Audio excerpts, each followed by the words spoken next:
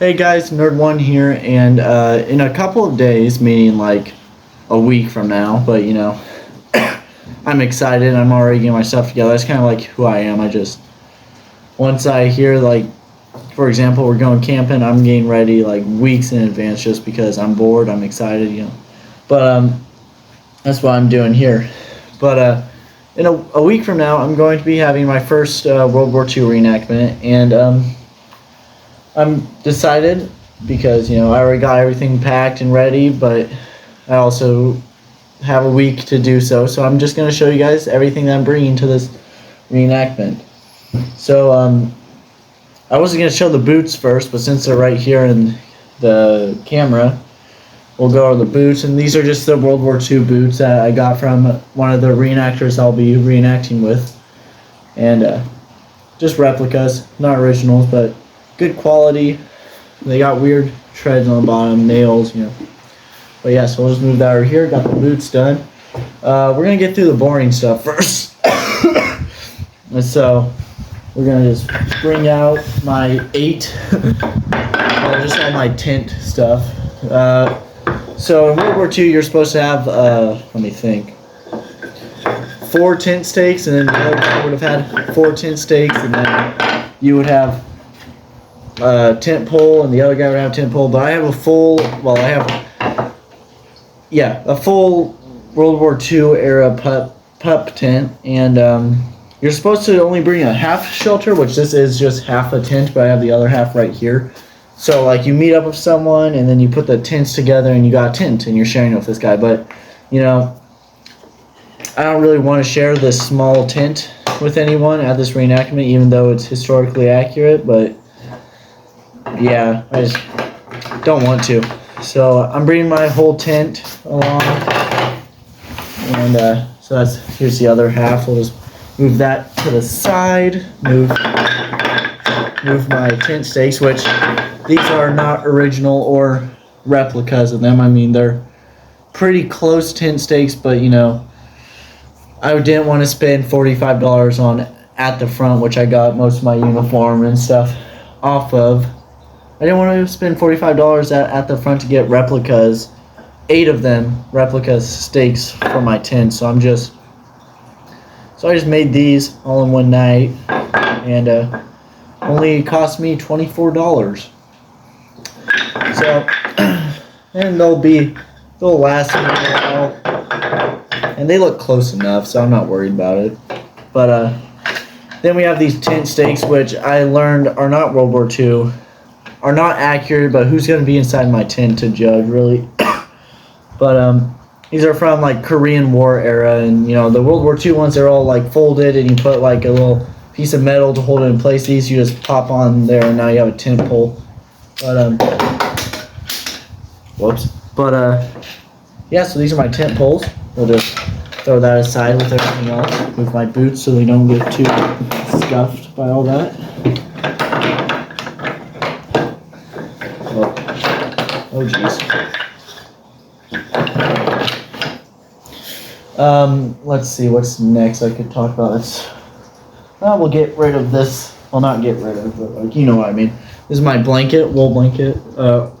It's original World War II. It belonged to my grandpa when he was in the service in World War II. He had a lot of these, and I don't really know where this came from. We just took it or something like that. He gave it to us, or we picked it up after he passed. But yeah, could have been used in World War II, or he just saw like, hey, these are useful, and just took them.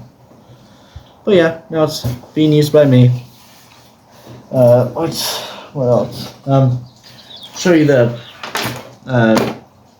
haversack, which I have the tail for the tent, which I don't have it out here because I'm not going to use that. That thing is awful, really bad. But so I'm just carrying all that by itself and not having that thing on.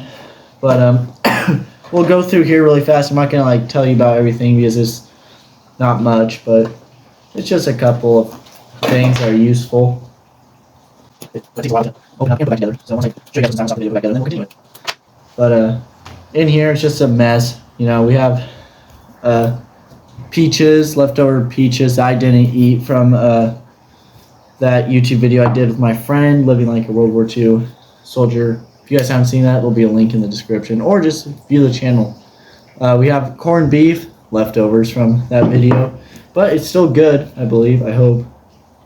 Yeah, good until August of 2028, so I got a while. We got coffee in here. We'll open that up, give you guys a look. Just powdered coffee, also leftovers from that video. But yeah, and then we just have a Jeep cap, a towel, some tent rope, spare laces, the shaving kit from that video, some socks and gloves. A scarf is in there somewhere. But yeah, so I'm gonna pause the video, put this back together, and that's my that's a 1928 haversack. All right, so one thing I did forget to mention about the 1928 haversack is right here. And in here we have my my mess tent, and as you can see, it's been abused a little bit, but luckily this ain't original. This is a replica. But you know, you've seen it. We have inside captured. Well, I'm saying it's captured because this wasn't what the Americans used. This is a German Esbit stove, but I'm gonna say it's captured because I don't have a World War II American stove. Because those are like $300 on eBay. I don't have that money, so. And then in here we just have the utensils that you've seen in the other video. But we'll just close that up, and for real this time, that's the in 1928 haversack. So we'll just move that aside. And let's see what else. We'll talk about this now. This is my medical stuff. Oh, one's open. Uh-oh. But I don't have everything that a World War II medic would carry. But, you know, I have an open triangle bandage, which, you know, just something. No one's going to be, like, looking inside my medical thing. I have this, which is a modern kind of, I don't know. It's similar to the surgical utensils, like what they would have had, but it's just like not a canvas material. It's more like a plasticky, like more modern, which it is modern. I bought this off of Sportsman's Guide, but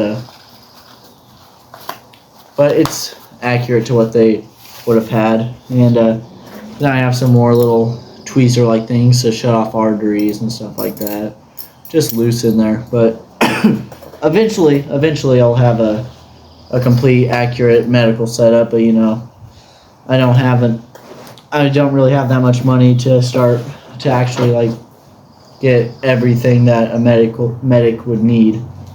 But that's the left satchel.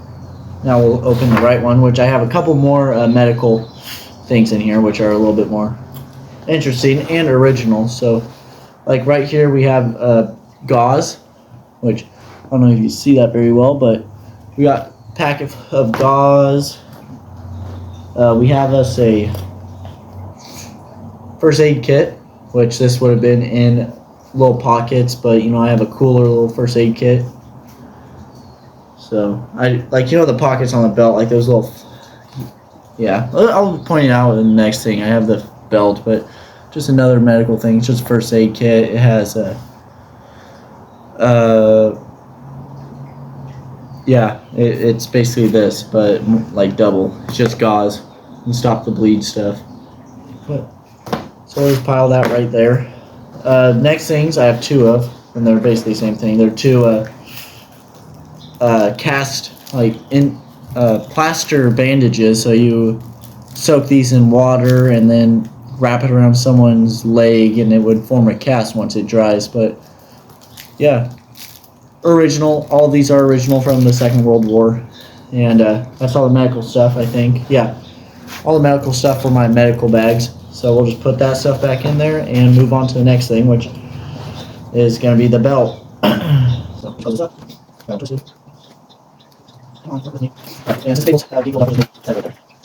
will be the belt and the yeah. So this is a belt. We got the canteen, which is just canteen. There's canteen cup in there. I'm not going to open it and then fight it getting back in. This is the first aid pouch I was talking about, and that cardboard box actually came in this one, but I found a cooler one, which is a little aluminum case. You open that up and it's just gauze. Just stuff to stop the bleed, pack the wound, you know. But we'll put that back there. It's just a normal belt, and nothing to see really. Just belt, canteen, you know. Yeah. We have my helmet, my medic helmet, which I have a video of making it, stuff like that. But this will obviously be worn by me probably most of the time, or or my side cap, which is in this big bag right here. But yeah, so that's my medical helmet. Next is my gas mask bag, which I got this today, doing some antiquing at the beach with my girlfriend.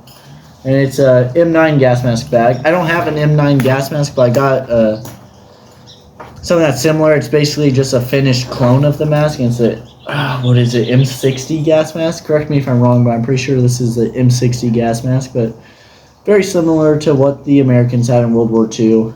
And so that's going to be in there. I'm not going to like wear it around, but it's just to fill the bag with something that looks somewhat accurate. But yeah, it's a really cool bag. I was very excited when I found this at the antique store. But it's actually weird. What came in this bag, it was a gas mask, but it was a Israeli children's gas mask, which we'll probably do a test of that next Sunday. But yeah. But next up is this bag. And I'm not going to show you all of the stuff in this bag, but just the main stuff. Like, I'm not, like, the weather is supposed to be like almost 100 the days we're doing the reenactment, so I'm not going to show you like my big wool winter coat, but I'll show you my field jacket that I'll be wearing. And it's just, you know, standard, like, you know, every World War II movie you watch, they're wearing this, you know, just a khaki thingy, khaki little jacket. We have my side cap, which I know I've showed you guys before. It's just, you know, piping here, the red and white piping. It means, you know, like medical, like I was trained to be a medic. Yeah, it's cool. I'll wear that when I'm not wearing my helmet. Next up is my wool undershirt, which, you know, you've also seen that in the videos. I am wearing that because it was a hot day, so I didn't really wear this jacket, but I was wearing this. And we'll put everything on once the video is over. But next we have my pants. You've seen that. The trousers right here. Just the wool trousers. Next up we have the gaiters. I hate these gaiters. These gaiters are so, they're just, I see why they like went to buckle boots, like, you know, the one in the picture right there, the buckle boots, but and then eventually just nothing, you just tuck the pants in. But because these gaiters are awful, I do not like them. They're pains, but, you know, I do like doing the reenactments. And so here's another gaiter. Hopefully, yeah. We also have this khaki tie, which I'll be wearing with the wool jacket. Not wool jacket, the wool shirt. And they did wear that. Well, they were supposed to wear, like, tie and, like, look nice for combat. That's what Patton wanted, but no one really did it. And Patton did not like that at all. That nobody, like, he wanted his army to look like very professional, very nice looking and stuff. But, you know, if you're fighting in battle for weeks on end, you're not going to worry about a tie or having a clean uniform. But I guess that's all for in this duffel bag. The remaining part is just it's that wool overcoat. But one thing that's going to be important for me is this little can opener, which is just a small little thing, but this is what they use to open cans. And since, you know, it's going to be a reenactment stuff, I don't want to use the tab that's on the peaches, and I'm going to have other, like, rations. I'm not going to, like, the email was sent out to us that, like, food is being provided by ourselves. Like, we're providing our own food, except for like dinners and stuff like that, because they'll be providing it. But I'm not gonna like go into town and get McDonald's for lunch or something. I want, since this is a reenactment stuff, I want to be just accurate. I'm gonna go to the store, gonna get a bunch of historically accurate rations, like more corned beef, canned foods, canned fruits, chocolates, hard candies, you know. But yeah, that's all to show you guys. Trying to think what else I need. I don't think I really need anything else besides just the food and stuff like that. But anyway, we're gonna put it on now, and yeah. All right. Kind of let me back up so you guys can see my face. Oh, it's right there. But this is what I'll be wearing at the reenactment. We got canteen, my medical bags, my backpack, gas mask, first aid pouch, ties on. Like, this is, got the gaiters, the boots. This is what I'll be wearing, and it's gonna be awesome. I don't know about these. I don't think these are the right ones, but they said there's some like collar discs that I wear. There is like the medical one and the US one, but it just doesn't seem right. Like, I looked at pictures and they did not wear these into combat, but I guess that's what they're saying. I got my medic helmet on. I'll set that down and show you guys the side cap. This side cap, you just wear this when you're not like, when you don't need your helmet. So that'll be the video. I'll probably put out a video, if not some pictures, on the Nerd1 Instagram. If you guys haven't seen that, you guys could check that out. I'll put a link to the Instagram on in the description, or you just search me up. It's a Nerd1 Insta. It is a private account, but but you know, I won't back down your follows and stuff like that. But yeah, so thanks for watching. Make sure to like and subscribe, and I guess comment down below what you want to see next. Yeah, thanks for watching. Stay tuned for the video or pictures, and hopefully we could get the video that everyone voted for on the Instagram. If you haven't voted on that, it was, most votes was vintage camping, and you know, now that summer, school's out, I feel like I will be able to do that a lot sooner, but I want to invite some friends along, and it's just taking a while to get that, so I'm sorry about that, but we'll get that out real soon.